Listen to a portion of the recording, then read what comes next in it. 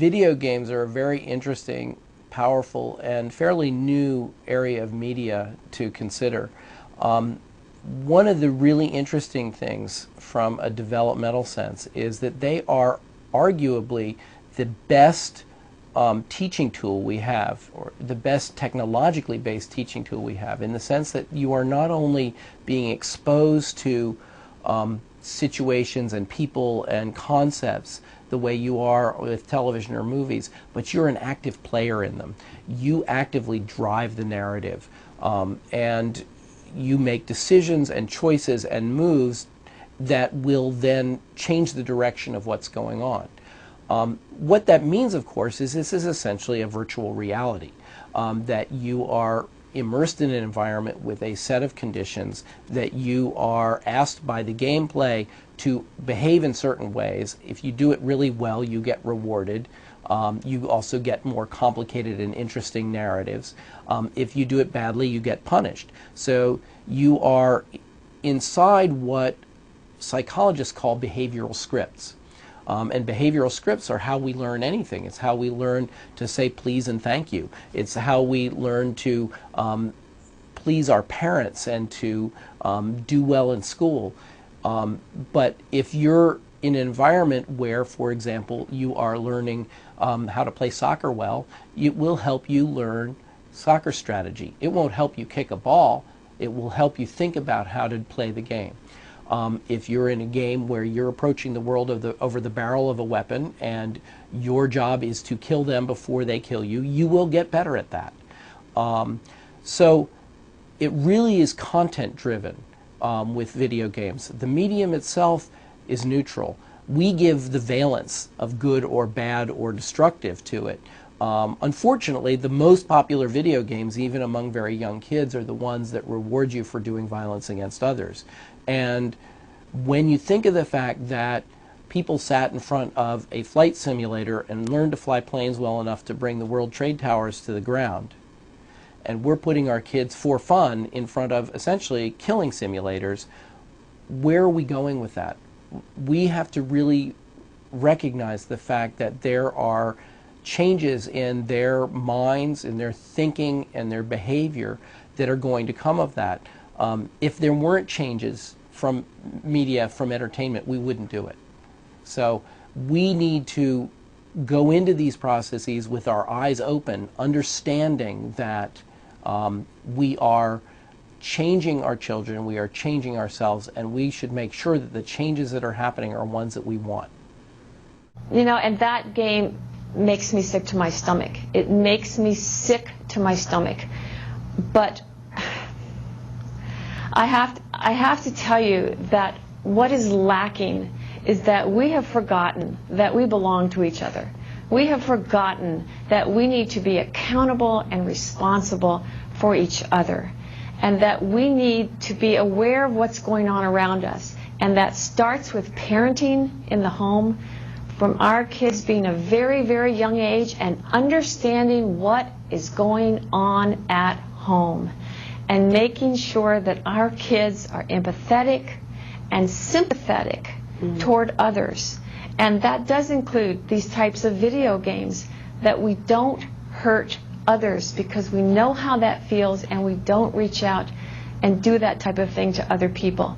And if that includes video games, then that means that kids don't play that type of video game. And Dawn, thank you for answering that. I know that is a difficult question, but I think it's just so important because I too agree that these video games send the wrong message, and we live in a completely different day and age as to when our Constitution was written. And I agree with you 100%. And Dawn, thank you. Thank you so much for sharing that difficult story. And I hope a lot of people are learning, maybe getting those video games out of their kids' homes. Thank you again. Thank you so much. And some critics argue, though, the other side, that video games may be the source of school violence and should be banned. Games like Super Columbine Massacre. In fact, take a look. The shooter in a recent senseless attack at a school in Montreal said that this was his favorite video game, this game that was created after a deadly massacre. It's disturbing, obviously, but the question is, are disturbed potential killers drawn to this kind of dangerous play? Should we do away with these video games? Well, the American Psychological Association doesn't necessarily agree. That it says and recommends that reducing the level of violence marketing toward children would be a good idea. But joining me now in Boston is First Amendment attorney Mark Randazza, who argues the other side, that video games are protected by the Constitution. And we, of course, agree that the Constitution, obviously, we live by it every day. But Mark, don't you think that when you hear stories like Anna there, Dawn Anna, talking about these video games and reflecting back to what happened to her daughter, that laws need to be changed? Hey, Dawn Anna made a great point. Okay, this starts with parenting. It starts with responsibility in the home. The fact is, these video games are expressive conduct. They are protected by the First Amendment. Court after court has held that. And we can't allow strong emotions that say, protect the children, to make us decide that we're going to throw our constitutional values away. We can get where we want to be. Okay, if you have bad speech you don't agree with, like these games, and I am fine with anybody who has a bad opinion of them.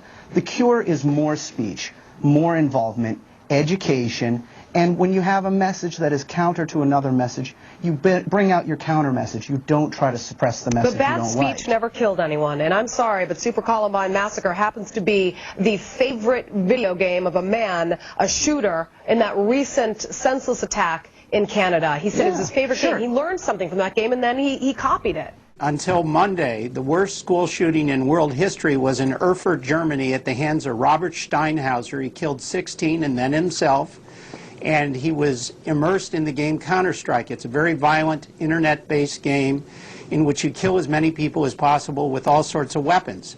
That event changed the chancellor's race in Germany. It changed the laws in Germany, and here we have now Mr. Joe, who was involved in this same game, according to his high school classmates. His own suite mates in Blacksburg said that he was on the computer all the time. He wasn't downloading music. He was playing this game.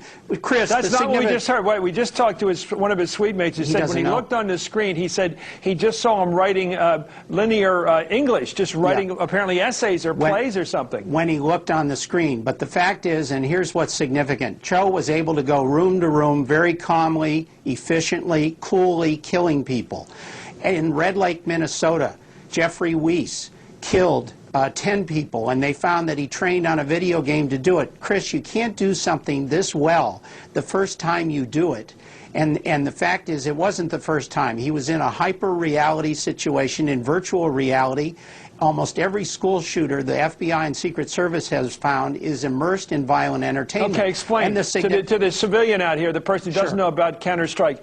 How's the game prepare or drill him in the execution of 32 people? It drills you and gives you scenarios on how to kill them. It gets you to kill with your heart rate lower. In fact, the FBI agent in Red Lake said that we could tell by the surveillance videos that Weiss's heart rate was not above 60. That's impossible to do unless you've done it before. And so the video games, it's the reason, Chris, why the military uses these same type games to train soldiers how to kill and also to have the willingness to kill.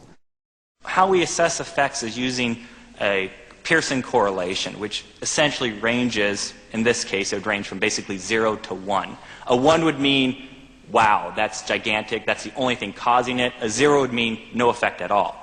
And what we find with video games is the effect size is about 0.17. So it's very small. It is positive. It's going in the positive direction, so there is an effect. But it's not as if it's a child's picking up a game and instantly they're becoming, psychotic. It's a very small effect. It's a consistent effect, but small. And more recent research actually suggests, from our lab and other labs, is that this effect is really only consistent in certain types of individuals, specifically individuals with predispositions before they ever played the video game. So certain psychological profile of, say, an adult or a child might make the video games have a greater effect on them.